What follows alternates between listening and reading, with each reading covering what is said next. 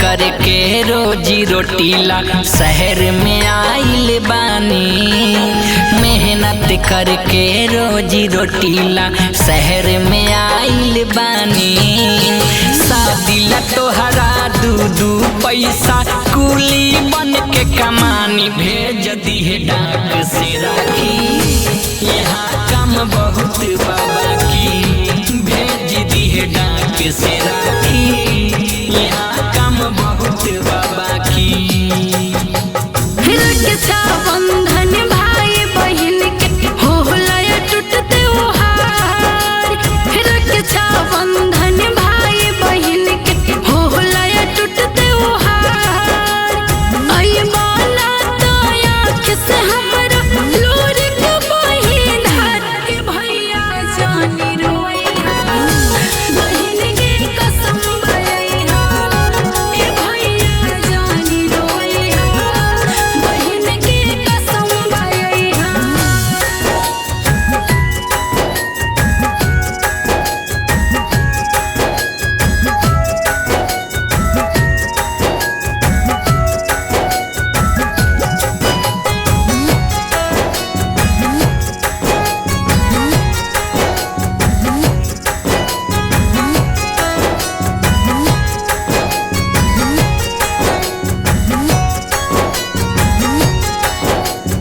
बानी हम नसीब के मारल साथ न छोड़े गरीबी हो। राखी के दिन बहन लगे हो भाई से नहीं करीबी हो। जकरा न ताकत रेडियो के बाबू कहाँ से कीनी टीवी हो। किस्मत से बढ़ के केहू के किस्मत से बढ़ के केहू के चले न कौनो चालाकी भेज दिहे डाक से राखी। यहाँ काम बहुत बाबा की भेज दिहे डाक से राखी। यहाँ काम बहुत बाबा की।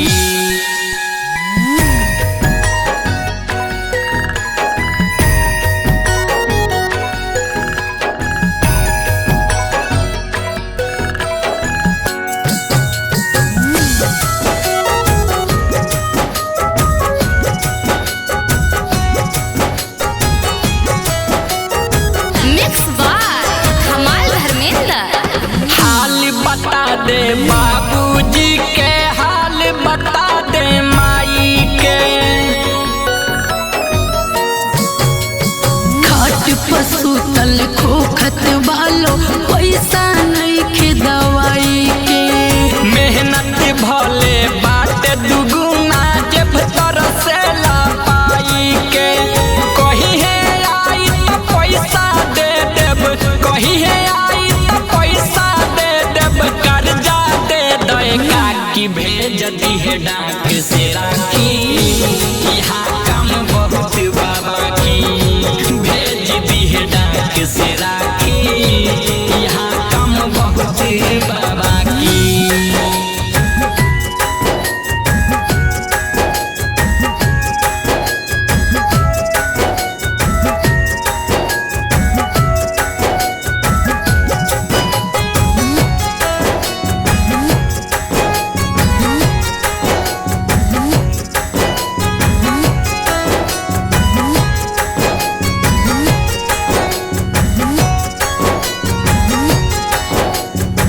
सुभाषयादित्य जाता लो घरे भेज दे हम कुछ कीन के।